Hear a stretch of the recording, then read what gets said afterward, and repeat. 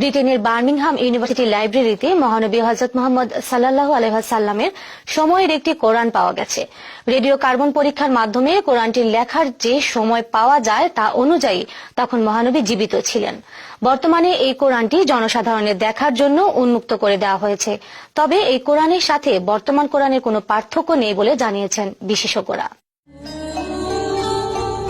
মুসলমানদের প্রধান ধর্মগ্রন্থ কোরআন। মুসলমানদের বিশ্বাস আল্লাহর এই বার্তা, যা কিনা হযরত মুহাম্মদ সাল্লাল্লাহু আলাইহি সাল্লামের মাধ্যমে পৃথিবীতে মানুষের কল্যাণে অবতরণ হয়েছে। The Quran in the whole world was fantastically exciting individually and for the university as well. I mean, we were expecting it to be early, but we did not, I think, in our wildest dreams, expect that it would roughly correlate to. Birmingham ইউনিভার্সিটির লাইব্রেরির মধ্যপ্রাচ্য বিষয়ে প্রাচীন গ্রন্থের সেকশনে পাওয়া গেছে মুহাম্মদ সাল্লাল্লাহু আলাইহি সাল্লামের সময়ের একটি কোরআন, যেটি কিনা কয়েকশো বছরে কারো নজরে আসেনি। কোরআনটি লেখার সময় নির্ধারণ করা হয়েছে 570 থেকে 645 খ্রিস্টাব্দের মাঝামাঝি সময়ে।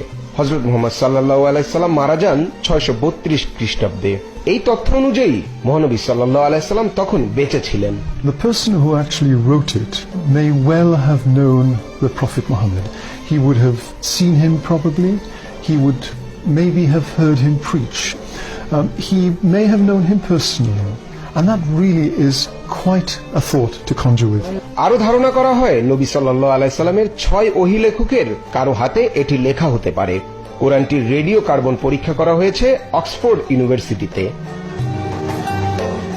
এই কোরআন খলিফা উসমান রাদিয়াল্লাহু তাআলা আনহুর সময়ে ব্রিটেনে আসতে পারে বলে ধারণা করছে বিশেষজ্ঞরা।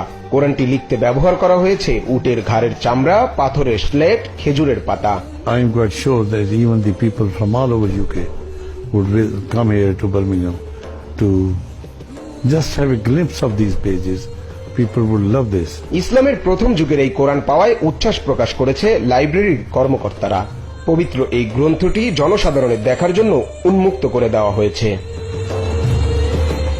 মৃদুল ইসলাম, TBN 24 news desk. New York থেকে সম্প্রচারিত TBN 24 টেলিভিশন বিশ্বজুড়ে বাঙালি কণ্ঠস্বর।